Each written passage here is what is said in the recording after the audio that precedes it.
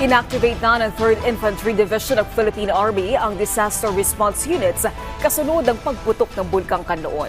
Si Paul Tarosa ng Radyo Pilipinas Iloilo sa Balitang Pambansa.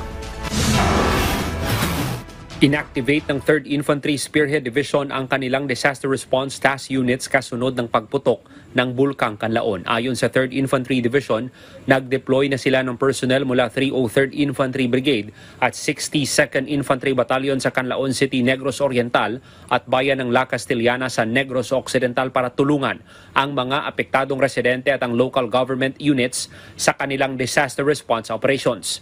Naka-standby naman ang response teams mula 79th at 94th Infantry Battalions, pati na ang 542nd Engineer Construction Battalion kung sakaling kakailanganin.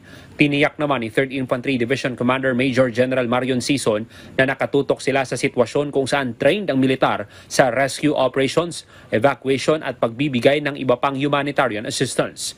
Bukod pa rito, nakikipag-ugnayan rin ang militar sa Philippine National Police at iba pang ahensya ng pamahalaan para sa maayos at epektibong operation response. Mula sa PBS Radio Pilipinas Iloilo, Paul Tarosa para sa Balitang Pambansa.